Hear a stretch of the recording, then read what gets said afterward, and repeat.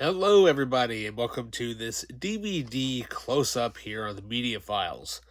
Um, so this time around, I figured I'd pick something from the obvious pile that is behind me.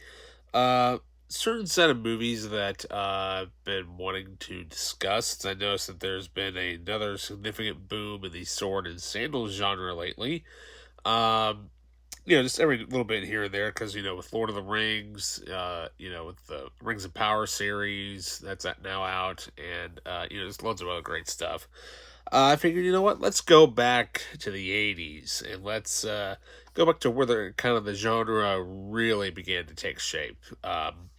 Because there is a documentary out called "The Greatest Geek Year Ever, 1982" that I can't wait to watch. And they talk about Conan the Barbarian a little bit. And, well, because of that movie's popularity, that inspired Hollywood to get a little more involved with the sword and sandals genre. And, lo and behold, legendary producer Roger Corman definitely threw his hat in the ringer for that one and produced four of the greatest cult movies you'll probably ever watch. Yes, they are cheesy, but that's the point. Um, so we're going to discuss one of my favorite sets that I have, the Sword and Sorcery Collection. We're going to talk about this set here today on the Media Files.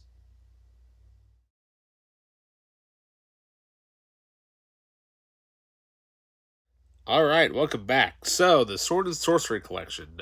This is part of the Roger Corman Cults Classics Collection series.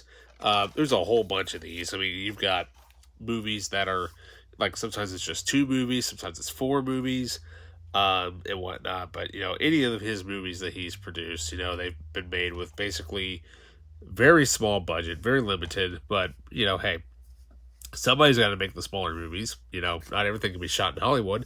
Sometimes those smaller movies actually end up being better than major Hollywood productions. So in this set, we have uh, two out of the four films in a franchise and two other random movies. So we have Deathstalker, Deathstalker 2, Barbarian Queen, and The Warrior and the Sorceress. So I'm like, that sounds interesting because, let's be honest here. The reason why you want to watch these movies is all because of that awesome artwork. Yeah. Yeah. Obviously, loads of games came out, the late 80s inspired by this stuff. Gauntlet, Final Fantasy, all types of different games based in the fantasy epic genre. So, like I said, I just absolutely love the artwork on this. Now, I know there is a set that actually has all four of the Deathstalker movies, and I think that's actually the only way that they've actually all been officially released, as far as I know. Now, granted, I've never actually seen any of these because I found these. I think I found this set up in like the Walmart $3 bin or something like that years ago, and I've never actually watched it. Um, so, but what's kind of cool about those is that this set actually has a few bonus features on it. But before we get to that, let's go into the movies. First off, we have Deathstalker. Deathstalker, played by actor Richard Hill, is a mighty warrior chosen to battle the evil forces of a medieval kingdom who sets off on a journey to the most challenging tournament in the land. To the winner will go to the throne of the evil wizard, the ultimate mystical power, and the love of the beautiful princess Codil, portrayed by Barbie Benton. But first, Deathstalker must prove himself worthy of his legacy, and treachery lurks him at every turn. So, it made a pretty decent amount of money, so let's do a sequel. So, Deathstalker 2, this time portrayed by John Terlesky, has a mission to save the kingdom from the wicked grip of the immortal wizard Jarak and his queen Sultana, excuse me, who have ruled the land by creating an evil twin of lovely Princess Evie, played by Monique Gabriel. Capturing the real Princess Evie, Deathstalker must now return her to her rightful place of power, but the swordsman battle has just begun. Sounds interesting. So, up next, we have the Barbarian Queen. So, on the eve of her wedding, Amathea, played by Lana Clarkson, sees her world dissolve, her groom imprisoned, her village razed, her friends attacked and slaughtered. Becoming the Barbarian Queen, she vows revenge and retribution, enticing and then destroying her adversaries. Wow, that sounds pretty cheesy, but I'm like, there you go. And finally, we have the Warrior and the Sorceress. Travel to a distant world of exciting battles, exotic women, mystical secrets, and evil wizards, and the Warrior and the Sorceress. Kane, played by none other than legendary actor David Carradine, of Kung Fu and Kill Bill fame, was once exalted warrior priest, but now wanders the planet Vera as a mercenary sword for hire. In the small village of Yamatar, I'm not making that up. It's YAM, capital A, capital TAR.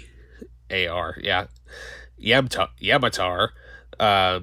He finds two vicious clans struggling for power, and he becomes embroiled in the treachery and battles, the mighty wizardry, and rampant debauchery. So, sounds interesting.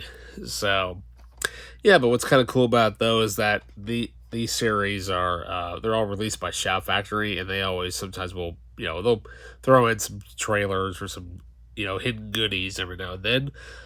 Because this actually has a few bonus features on it for the Deathstalker films.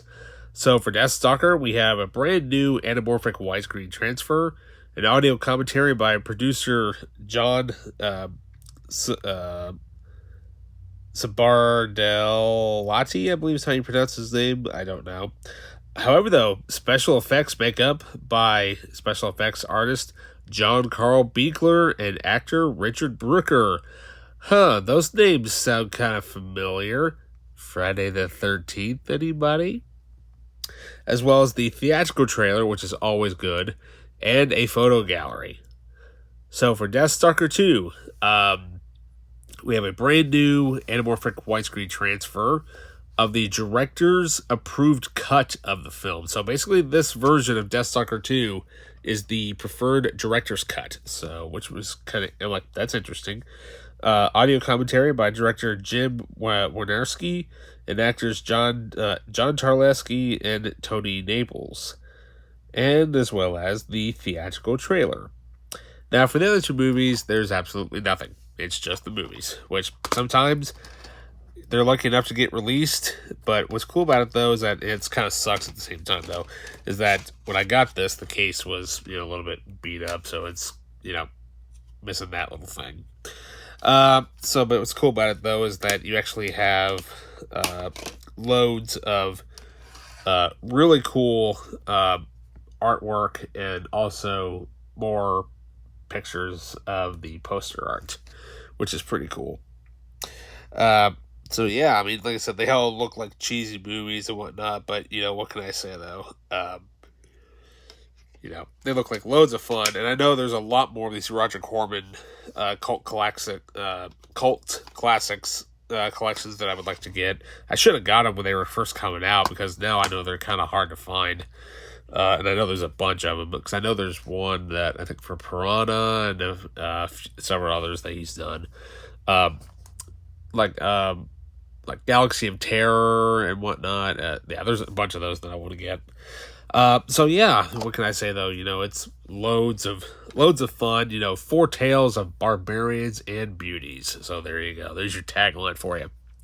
But yeah, I will leave a link down below for those of you who wish to purchase this through Amazon.